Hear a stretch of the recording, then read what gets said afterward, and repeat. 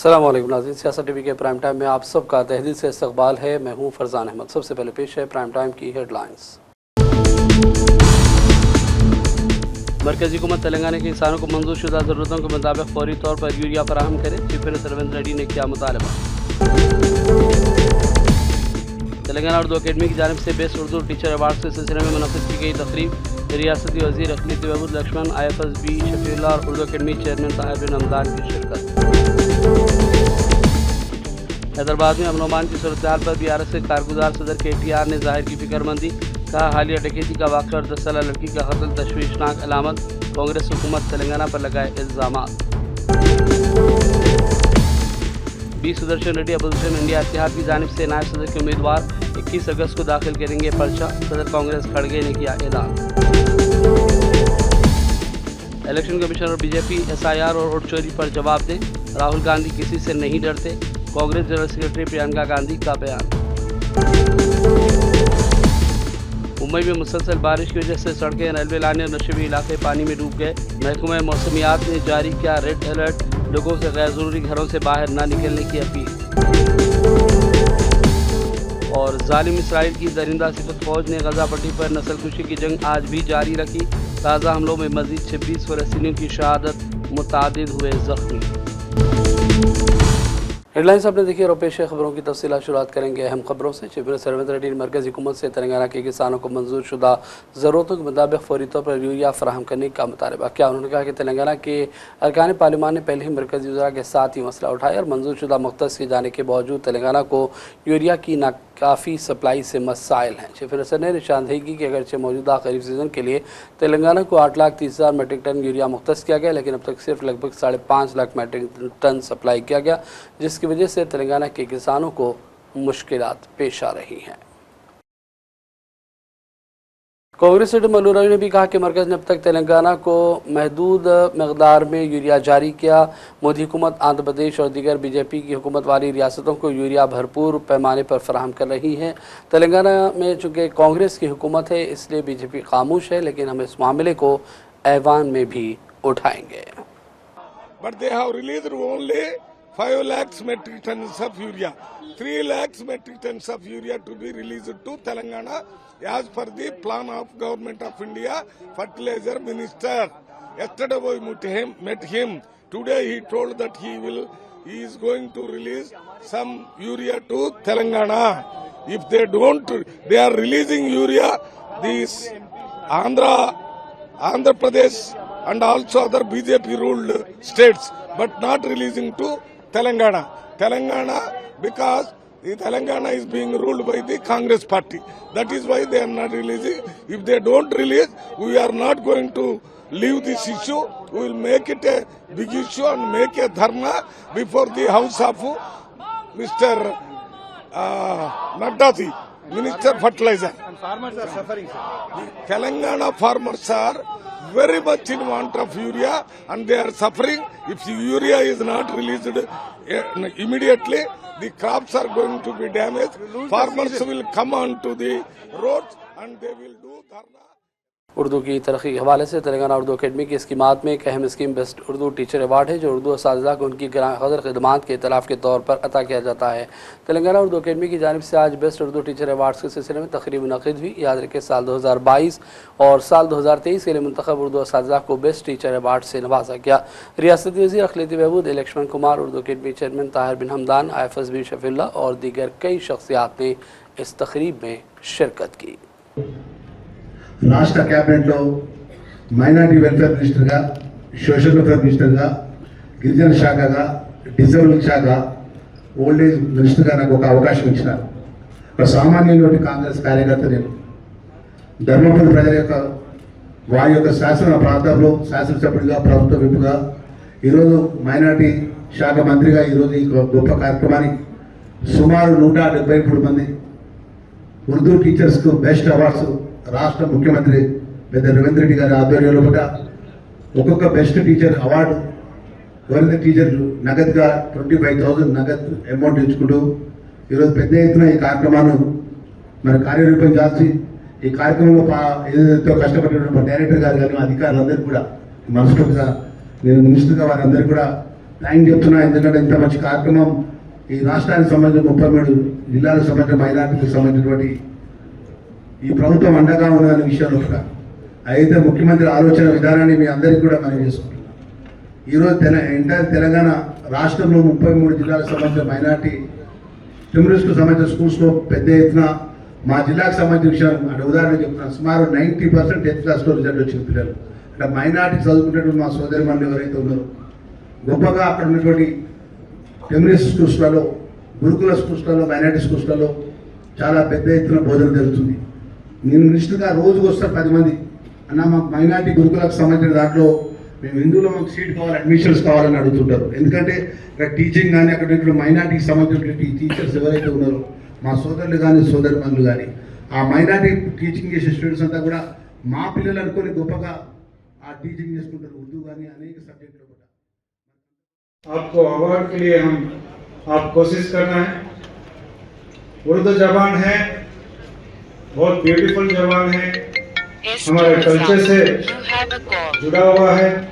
इसको बचाना, इसको आगे डेवलप करना, ये हम सबका रिस्पॉन्सिबिलिटी होता है। आज चेयरमैन साहब को भी, हमदान साहब को मैं बहुत मुबारकबाद देता हूँ। ये बहुत अच्छा इनिशिएटिव है हमारा उर्दू जबान बचाने के लिए। ऐसा प्रोग्राम ज़्यादा से ज़्यादा आप करिए।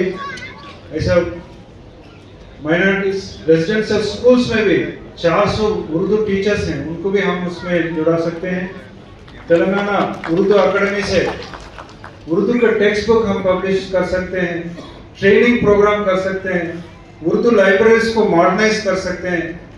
उर्दू जबान को कितना से ज़्यादा हम यूसेज में लेके आते हैं उतना हम उसको हम तरक्की कर सकते हैं।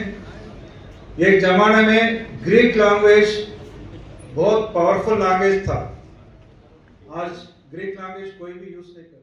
लैटिन टीचरों के मसले को, जो विद्या वॉलंटियर के मसले को, जो डीएससी के मसले को मिनिस्टर साहब के साथ बैठकर हम ये काम पूरा करेंगे बोल के हुकूमत के जिम्मेदार ओहदेदार जो वादा करे, इंशाअल्लाह हम हुकूमत की तरफ से उनके साथ रहकर मिनिस्टर साहब के साथ ये हम पूरी कोशिश करेंगे कि क्योंकि एक होनहार नौजवान तेलंगाना रियासत के चीफ मिनिस्टर रेवंत रेड्डी साहब कोडंगल की टीचर जो बात करते हुए कहे कि हमारे स्कूल का उन्होंने जो दौरा किया उस वक्त वहाँ का माहौल समझे, वहाँ के मसाइल समझे, उसको हल करने की कोशिश जो हमारे चीफ मिनिस्टर साहब करे। हमें उम्मीद है कोडंगल का ही नहीं सारे तेलंगाना के 33 ज़िलों में Urdu medium school, Urdu medium में जो स्टूडेंट्स है, स्ट्रेंथ है, उनको पढ़ाने के लिए टीचर्स की डीएससी के लिए जो भी कोशिश हम लोग पूछ रहे सीएम साहब के, हमारे मिनिस्टर साहब, हमारे सीएम साहब बिल्कुल वो पूरा करेंगे बोल के हमें उम्मीद है। लेकिन मैं आपसे अदबन गुजारिश करता हूँ, आपका ताउन इसमें रहना ज़रूरी है। अब आज जो अवार्ड लेकर जा रहे हैं, जो स्कूल जा रहे हैं या वो स्कूल वो ज़िला जा रहे हैं या वो मंडल जा रहे हैं, वहाँ पर बताइए उर्दू मीडियम बेस्ट टीचर जो अवार्ड हमारे को दिया गया, ये देना हमारा हम फख्र समझते हैं और हम जिम्मेदारी समझते हैं। इस जिम्मेदारी के तहत कल उर्दू मीडियम को हमेशा उर्दू की लैंग्वेज को अजमत भाई हो, उबैद भाई हो बात करते हुए बोले उर्दू की तरक्की में हम सबकी, मैं समझता हूँ बेस्ट में वो मज़ा नहीं है, इसलिए मैं बेहतरीन टीचर अवार्ड करके मैं हासिल करना बेहतर है, क्योंकि जो बेहतरीन लफ्ज़ में जो गहराई है शायद वो बेस्ट में नहीं है। इसलिए आप लोग हज़ारों असातिज़ा में से बेहतरीन असातिज़ा यहाँ पर आज चुन के आए हैं। आपको बहुत बहुत दिल की गहराइयों से मैं मुबारकबाद पेश करता हूँ और आप तमाम लोगों की जानिब से, हम सब की जानिब से रियासत के वज़ीर आला जनाब रेवंत रेड्डी साहब, वज़ीर अक़लियती बहबूदी जनाब लक्ष्मण साहब, सेक्रेटरी शफीउल्लाह साहब और उर्दू अकेडमी के चेयरमैन ताहिर बिन हमदान साहब का भी मैं तहे दिल से शुक्रिया अदा करता हूं कि जो 2 साल से पेंडिंग थे, जो अवार्ड्स पेंडिंग थे, उसको एक दिलचस्पी से इसको क्लियर करने का काम किया। बुजुर्गों, दोस्तों, उर्दू, ये उर्दू कोई लैंग्वेज नहीं, उर्दू हमारी तहजीब है। हम इसको उर्दू को या तो बोलचाल के लिए या फिर हम रोजगार से जोड़कर हम जो देखते हैं वो मैं समझता हूँ सरासर उर्दू के साथ। हैदराबाद में अमन अमान की सूरत हाल को लेकर BRS के कारगुजार सदर KTR ने फिक्रमंदी जाहिर की। सिर्फ एक में 2 बड़े वाक़यात पेश आए, इस पर उन्होंने सख्त रद्द-ए-अमल दिया। सोशल मीडिया प्लेटफॉर्म X पर सरगर्म KTR ने इस सिलसिले में पोस्ट करते हुए वाज़ेह किया कि दिन दहाड़े शहर की एक ज्वेलरी दुकान में गन पॉइंट पर डकैती का वाक़या और कुकटपली में 10 साला लड़की का बेईमाना कत्ल अवाम में खौफ व हिरास पैदा कर चुका है। KTR ने इल्ज़ाम लगाया कि कांग्रेस हुकूमत के दौर में अवामी तहफ़्फ़ुज़ को शदीद ख़तरात हैं, हुकूमत अमन व अमान पर तवज्जो नहीं दे रही है। KTR ने इल्ज़ाम लगाया कि मौसर तेलंगाना पुलिस को सियासी इंतकाम के लिए इस्तेमाल करने की वजह से ऐसे हालात पैदा हुए हैं। अवाम को तहफ़्फ़ुज़ चाहिए, खौफ का माहौल नहीं चाहिए। INPR डिपार्टमेंट तेलंगाना की ज़ेर-ए-इत्तिमाम वर्ल्ड फोटोग्राफी डे के हवाले से हैदराबाद में तकरीब मुनक़्क़िद हुई। रियासती वज़ीर पोंगुलेटी श्रीनिवास ने महकमा इत्तलात व ताल्लुकात आम्मा की जानिब से मुनक़्क़िदा इस प्रोग्राम में शिरकत की। नुमाइश का इफ्तिताह भी अंजाम दिया। इस मौके पर रियासती वज़ीर ने फ़ोटोग्राफी की ताकत और उसकी अहमियत को उजागर किया। अंजुमन तरक्की उर्दू शाह करीमनगर के ज़ेर-ए-इत्तिमाम जश्न यौम आज़ादी के हवाले से बैन रियासती मुशायरा बसदारत सदर अंजुमन सरवर शाह बेआबानी मुनक़्क़िद हुआ। मुशायरे की निगरानी अब्दुल नवाब सेक्रेटरी अंजुमन तरक्की उर्दू ने की, जबकि मुअज़्ज़िज़ मेहमान ख़ुसूसी के तौर पर कोमिटी रेड्डी नरेंद्र रेड्डी ने शिरकत की। इस मौके पर सदर इस्तक़बालिया एम्बेसडर अंजुमन तरक्की उर्दू के अरकान और दीगर भी मौजूद थे। हर साल की तरह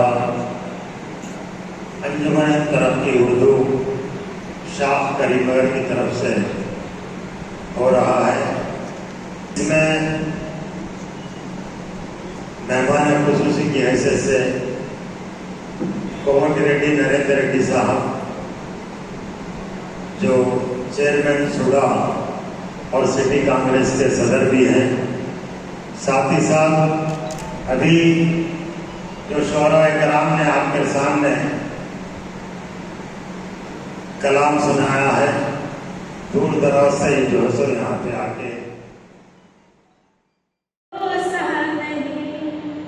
और कहने वालों ने सच ही कहा, आप माने ना इसका बुरा। कहने वालों ने सच ही कहा, आप माने ना इसका बुरा। भीख में जो मिले आपको उस खुशी का लहजे में शान आई है, जिसको उर्दू जबान आई है। महफिलें यूं तो रोज सस्ती थी, आप आए तो जहां ऐसी हुई ना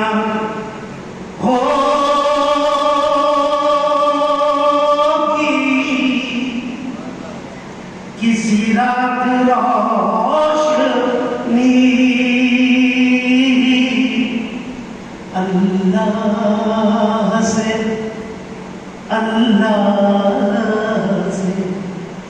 अल्लाह से नबी की मुलाकात रोशनी।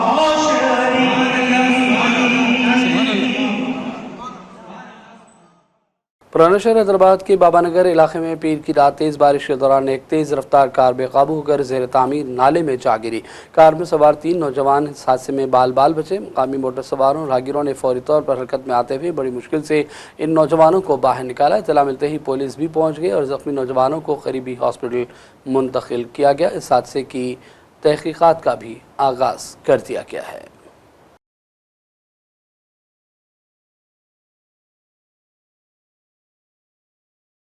शहर हैदराबाद में इनकम टैक्स के अहदेदारों ने बड़े पैमाने पर छापे मारे। ये कार्रवाई साबिक़ MP रंजीत रेड्डी और DSR ग्रुप के आला अहदेदारों के खिलाफ की गई। इत्तलात के मुताबिक छापे ग्रुप के MD Sudhakar Reddy, executive director Prabhakar Reddy और CEO सत्यनारायण रेड्डी की रिहाइशगाहों और दफ्तर पर किए गए।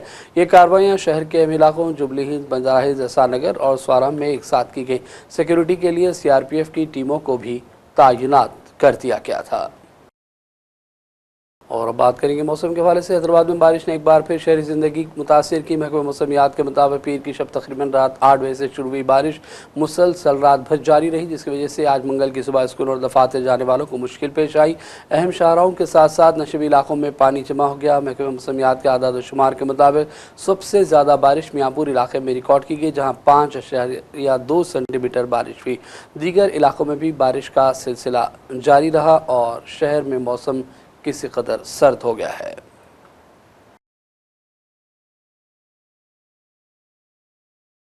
इंडिया इत्तेहाद ने सुप्रीम कोर्ट के साबिक जज बी सुदर्शन रेड्डी को नायब सदर के ओहदे के लिए अपना उम्मीदवार बनाया। इसका बाज़ाब्ता ऐलान मंगल को प्रेस कॉन्फ्रेंस के दौरान कांग्रेस सदर मल्लिकार्जुन खड़गे ने किया। इत्तेहादी जमातों का इजलास हुआ, जिसके बाद खड़गे ने कहा कि बी सुदर्शन रेड्डी मुल्क के मुमताज़ और तरक्की पसंद वकला में से एक हैं। उन्होंने आंध्र प्रदेश हाई कोर्ट में जज, गुवाहाटी हाई कोर्ट के चीफ जस्टिस और सुप्रीम कोर्ट में जज के तौर पर बेहतरीन खिदमत अंजाम दी। खड़गे का आइए देखते हैं ये बयान। अच्छे स्वभाव के जो उम्मीदवार है उसको हम खड़ा करने जा रहे हैं। वो इसलिए मैं आपके सामने 4 लाइन पढ़ूंगा। इस व्यक्ति का भी व्यक्तित्व भी मालूम होगा और ये उनकी कार्य का आपको परिचय भी होगा। Shri B Sudarshan Reddy garu is one of the India's most distinguished and progressive jurists. He has had a long and eminent legal career, including as judge of the Andhra Pradesh High Court, Chief Justice of Guwahati High Court, and judge of the Supreme Court. He has been a consistent and courageous champion of social, economic and political justice. He is a poor man, and many judgments, if you read, you will know that how he favored the poor people and also protected the Constitution and fundamental rights. This vice presidential contest is an ideological battle. It is not just a battle, it is an ideological battle, and all the opposition party agreed on this. That's why we are contesting unitedly. The opposition parties have nominated Sri B. Sudarshan Reddy Garu as their joint candidate, since he reflects fully and values that saved our country's freedom movement so profoundly, and the values on which our country's constitution and democracy have been unchanged. All these values are under assault, and therefore our collective and determined resolve to fight this election. So this is the name, and we had meeting just now, and everybody. और इस दौरान chief minister Revanth Reddy ने भी हैदराबाद में press conference की और BRS और तेलुगु देशम समेत दीगर इलाकाई जमातों से अपील की कि वो सुदर्शन रेड्डी की नायब सदर के ओहदे के लिए तायद करें। उनका किसी सियासी जमात से ताल्लुक़ नहीं है। आइए देखते हैं रेवंत रेड्डी की ये अपील। प्रतिनिधि बनने वाले वो इंडिया पक्ष में रहना है, क्योंकि आज दक्षिण भारत को विभाजन करने में भाषा पे और प्रांत के नाम पे जो विभाजन करने वाले उनके खिलाफ लड़ रहे हैं। हम देश को जोड़ने के लिए कोशिश कर रहे हैं, क्योंकि आज आप चुनाव में देख रहे हैं, इलेक्शन कमीशन का एटीट्यूड भी आप देखें तो महाराष्ट्र में 4 महीने में 1 करोड़ वोट जमा कर दिए, बिहार में अभी चुनाव है, कुछ कम 55 लाख वोट निकाल दिए। तो ऐसे समय पर जो संविधान को बचाने वाले हैं उनके साथ में जोड़ना है। ये नॉर्थ साउथ की मामला नहीं है, ये संविधान की मामला है, संविधान को आगे लेकर जाना है। इसीलिए हम लोग, ये हमारा सबसे एक ही गुजारिश है, इंडिया गठबंधन बंगाल में है, दिल्ली में है, गुजरात में भी है, सब जगह में है। तो ये सवाल नॉर्थ और साउथ का नहीं है। ये सवाल ऐसे है कि संविधान बचाने वाले, संविधान को हटाने वाले के बीच में ये चुनाव है। नहीं, संविधान को हटाने वाले दोनों के बीच में ये चुनाव लड़ाई हो रहा है। जस्टिस सुदर्शन रेड्डी का नाम डिक्लेयर नहीं हुए, जब मल्लिकार्जुन खड़गे जी अनाउंस करने के बाद ये सब सारे हो रहे हैं। इसीलिए हम लोग क्यों अभी इमरजेंसी प्रेस मीट लगाए, इसीलिए अभी वोट बहुत दूर है। अभी जो मदद दी है अभी तेलंगाना के लिए और तेलुगु के लिए एक प्राइड है, इसीलिए वो लोग फिर रीअसेसमेंट कर लेके वो उनका एसोसिएशन जहां पर भी हो, ये चुनाव नॉन पॉलिटिकल के वोटिंग के लिए हम मांग रहे हैं। Congress party, yes, I wanted to appreciate India Alliance. Why? Because they have given an opportunity to contest as the Vice President of India from Telangana. He is our pride. So I wanted to appreciate India Alliance. Congress general secretary Priyanka Gandhi ने election commission और BJP पर SIR और vote चोरी के हवाले से तनकीदें की। Media से बातचीत में प्रियंका ने कहा कि राहुल गांधी किसी हमले से खौफजदा नहीं है, वो अवाम के सामने हक़ाइक़ पेश करने के लिए तैयार है। प्रियंका ने कहा कि एसआईआर क्यों किया जा रहा है, वोट चोरी के इल्ज़ाम पर भी अवाम को वजाहत देना चाहिए। प्रियंका ने जोर दिया कि अगर ये इल्ज़ाम हैं और बेबुनियाद हैं तो अवाम को बताया जाए। प्रियंका ने इलेक्शन कमीशन की जानिब से राहुल गांधी से हलफनामा तलब करने के अमल को लेकर भी सवालात उठाए। ये जो वोट चोरी का पूरा मुद्दा है, इसके बारे में बात करें, समझाएं जनता को। अगर ये सच नहीं है तो बताएं जनता को। राहुल जी पर बहुत हमले हो रहे हैं, कह रहे हैं कि वो हंगामा क्रिएट कर रहे हैं। राहुल जी किसी हमले से नहीं डरते, सह लेंगे सब कुछ और लड़ते रहेंगे, बिल्कुल पीछे नहीं हटेंगे। आज यहाँ पे कहा लोगों ने कि शपथ ले ले तो फिर जांच हो। कैसा शपथ? उसका तो टाइम होता है ना, 30 दिन 45 दिन जो भी है, तो क्या कैसा शपथ? इससे बड़ा शपथ कौन सा है जो हम लेते हैं अंदर लोकसभा में? और ये तो अफिडेविट जो ये मांग रहे हैं, ये तो बिल्कुल फिजूल की बात है। जैसे ही अफिडेविट आएगा वो बोलेंगे कि 45 दिनों के बाद दिया है, तो ये उसको रद्द कर देंगे। तो ये सब सॉरी, लेकिन ये सब बकवास है। सच्चाई उनके सामने है, सबके सामने है। सच्चाई का जवाब दें। ये सब क्यों हुआ? 100 लोग जीरो एड्रेस पे क्यों हैं? इतने सारे लोग इकट्ठे एक एड्रेस में कैसे हैं? ये सब चीज़ें, जितने भी सवाल उठाए हैं राहुल जी ने, उनका जवाब दें। जवाब दे नहीं पा रहे हैं, इसलिए पहले तो नेहरू जी की बात करेंगे, इंदिरा जी की बात करेंगे, अफिडेविट की बात करेंगे, शपथ की बात करेंगे।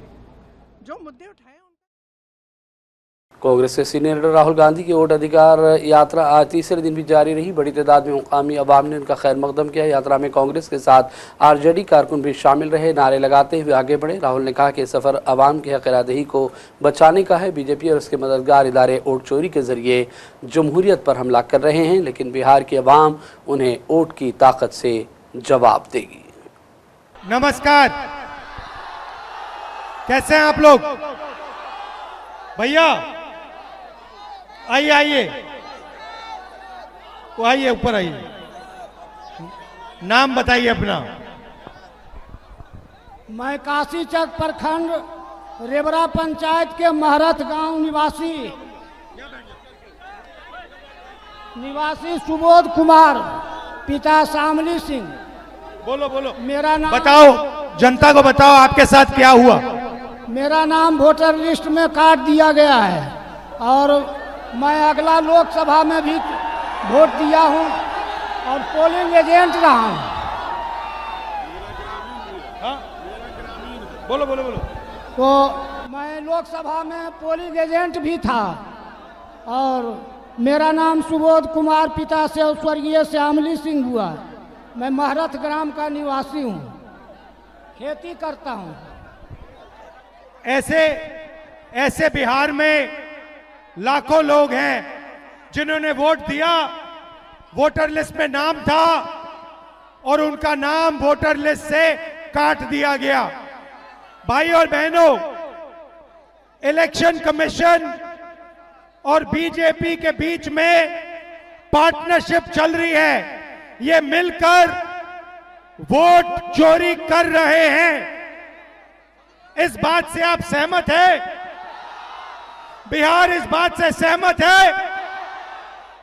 यह आपका अधिकार है, संविधान आपको यह देता है, इसके लिए आप लड़े हो, आप मेहनत करते हो, और ये नरेंद्र मोदी, अमित शाह और इलेक्शन कमिश्नर मिलकर आपसे छीन रहे हैं।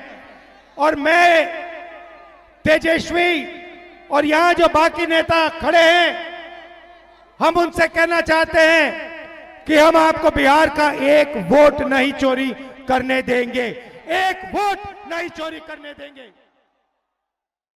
मुंबई में मुसलसल बारिश के दरमियान सड़कें, रेलवे लाइनें और नशबी इलाके ज़ेर-ए-आब आ गए। सूरत हाल के पेश नज़र महकमे मौसमियात ने रेड अलर्ट जारी किया। खराब मौसम की वजह से मुंबई के छत्रपति शिवाजी महाराज इंटरनेशनल एयरपोर्ट पर परवाज़ों की आमदोरफ्त मुतासर हुई। इत्तलात के मुताबिक 250 परवाज़ों का निज़ाम मुतासर हुआ। एयरपोर्ट हुकाम ने मुसाफिरों के लिए एडवाइजरी भी जारी की। सैलाब के सबब कई किलोमीटर तक ट्रैफिक जाम देखी गई। दूसरी जानिब शदीद बारिश के दरमियान रेलवे ट्रैक पानी में डूबने से मुंबई की मुकामी ट्रेनों को भी मनसूख करना पड़ा। बारिश की वजह से स्कूलों, कॉलेजों और कई सरकारी दफातर को भी तातील का ऐलान किया गया, जबकि खानगी मुलाजिमीन को घरों से काम करने का मशवरा दिया गया। मुंबई म्यूनसिपल कॉरपोरेशन ने शहरियों से अपील की कि जब तक ज़रूरी ना हो वो घरों से बाहर ना निकले। कभी कम, लेकिन मुंबई की सड़कें है ना, ऐसी तरंगती रहती है, ऐसी बाढ़ आती रहती है। और क्या है मालूम है, जितना जो आम नागरिक है, जैसे आप मैं हूँ, तो वो ऐसे ही मतलब ये जो परेशानी उठाते रहते हैं बार बार। उनको जितना उनके घर का जितना हो सके ना, वो उतना कर सकते। तो क्या है, ये तो बाढ़ तो उन लोग के लिए नॉर्मल है, लेकिन वो काम करते ही रहेंगे बेचारे। मुंबई जो है कभी रुकती नहीं, कभी नहीं। जहाँ पे जाए वहाँ पे जाते ही रहेंगे, कभी नहीं रुकेंगे, कभी थकेगी भी नहीं, कोई भी आए। जो लोग घर पर है उनको क्या अपील करेंगे? मैं इतना ही अपील कर सकता हूँ कि जो अभी जो लॉन्ग डिस्टेंस में जो काम करते हैं, बड़े बड़े इसमें काम करते हैं, पनवेल जो जहाँ जाता है वो घर पे ही रुके, बस उतना ही बोलना, और अपनी सेहत ठीक रहे। बहुत परेशानी हो रही है। अभी यहाँ पे पानी भरा है, यशवी रोड पे पानी भरा हुआ है, अपना सबवे पे पानी भरा हुआ है। सुबह तो मिलन सबवे पे भी पानी हुआ था, अंधेरी ब्रिज के नीचे पानी लगा हुआ था, तो प्रॉब्लम तो होता ही है। नागरिकों से, सरकार से क्या अपील करना चाहेंगे, क्योंकि ये जो परिस्थितियां हैं उससे सरकार ने ऑलरेडी सरकार से एक ही है कि ये जो सबवे का है उसको थोड़ा बराबर कर दें। वेदर बहुत ही सुंदर है, पर ये वाटर लॉगिंग का इश्यू बहुत ही सिवियर है, और मेरे हिसाब से ये साइक्लोन आज शाम तक खत्म हो जाना चाहिए। तो कल से I think Mumbai should be normal. Mumbai में एक चीज हमने और देखी है कि मुंबई जो है शहर कभी सोता नहीं है, कभी रुकता नहीं है। सही बात है। भारी बरसात के बाद भी लोग जो है वो काम पर जा रहे हैं। क्या कुछ जो लोग अभी घर पर है, जो लोग काम करने जाने वाले हैं, उनको क्या अपील करना चाहेंगे और सरकार से क्या अपील करना चाहेंगे? लोगों तो मुझे लगता है work from home after Covid we all are blessed with that, so that is not an issue. Work should not be hampered because of heavy rains. और सरकार को तो बस यही सेम चीज, वाटर लॉगिंग का इश्यू प्लीज जरा थोड़ा एड्रेस करने में आए तो ज्यादा अच्छा है। ये वाटर लॉगिंग तो ठीक है, पर पानी निकलने के बाद जो रोड्स की हालत होती है वो बहुत ही ज्यादा खराब होती है। That has to be addressed. Linking road पे पिछले 23 साल से हम लोग पास हो रहे, सेम टू सेम पैच। हर मानसून पे वाटर लॉगिंग होता है, हर मानसून के बाद पॉटहोल्स होता है, तो इसका क्या फायदा? ऐसा कोई सोल्यूशन होना चाहिए जिसके हिसाब से। और बात करेंगे अर्ज़ फ़लस्तीन की। क़ाबिज़ इसराइल की दनिदा सिफत फ़ौज ने गाज़ा पट्टी पर नस्ल कुशी की जंग आज मुसलसल 683वें दिन भी जारी रखी। अमरीकी तायद के साथ ये जंग जारी है और क़ाबिज़ इसराइली फ़ौज ज़मीनी और फ़िज़ाई बमबारी कर रही है। ज़ालिम इसराइली फ़ौज ने आज भी भूख से तड़पते और बेघर दरबदर फिरने वाले मासूमों को निशाना बनाया। आलमी बरादरी खामोश तमाशाई बनी भी है। आज सुबह से ज़ालिम इसराइली फ़ौज ने दर्जनों फ़िज़ाई हमले किए, जिसकी वजह से कम 26 फ़लस्तीनियों की शहादत की इत्तलात मिली हैं, जबकि इन हमलों में मुतादिद फ़लस्तीनी ज़ख्मी भी हुए। और अब आखिर में हेडलाइंस पर डालेंगे एक और नज़र। मरकज़ी हुकूमत तेलंगाना के किसानों को मंजूर शुदा ज़रूरतों के मुताबिक फौरी तौर पर यूरिया फराहम करे, चीफ मिनिस्टर रेवंत रेड्डी ने किया मुतालबा। तेलंगाना उर्दू अकेडमी की जानिब से बेस्ट उर्दू टीचर अवार्ड के सिलसिले में मुनक़िद की गई तकरीब रियासती वज़ीर अक़लीती बहबूद लक्ष्मण, IFSB शफीउल्लाह और उर्दू अकेडमी चेयरमैन ताहिर बिन हमदान की शिरकत। हैदराबाद में अमन-ओ-अमान की सूरत हाल पर BRS के कारगुजार सदर KTR ने जाहिर की फिक्रमंदी। कहा, हालिया डकैती का वाक़या और 10 साला लड़की का कत्ल तशवीशनाक अलामत। कांग्रेस हुकूमत तेलंगाना पर लगाए इल्ज़ामात। B Sudarshan Reddy opposition India इत्तेहाद की जानिब से नायब सदर के उम्मीदवार 21 अगस्त को दाखिल करेंगे पर्चा। सदर कांग्रेस खड़गे ने किया ऐलान। इलेक्शन कमीशन और BJP SIR और वोट चोरी पर जवाब दें। राहुल गांधी किसी से नहीं डरते। कांग्रेस जनरल सेक्रेटरी प्रियंका गांधी का बयान। मुंबई में मुसलसल बारिश की वजह से सड़कें, रेलवे लाइनें और नशेबी इलाके पानी में डूब गए। महकमा मौसमियात ने जारी किया रेड अलर्ट। लोगों से गैर जरूरी घरों से बाहर न निकलने की अपील। और जालिम इसराइल की दरिंदा सिफत फौज ने गजा पट्टी पर नस्लकुशी की जंग आज भी जारी रखी। ताज़ा हमलों में मजीद 26 फ़लस्तीनियों की शहादत, मुतादिद हुए जख्मी। प्राइम टाइम का सिलसिला फ़िलहाल यही ख़त्म करते हैं। मोहम्मद फरजान अहमद को पूरी टीम के साथ इजाज़त दें। देखते रहिए सियासत TV। अल्लाह हाफ़िज़।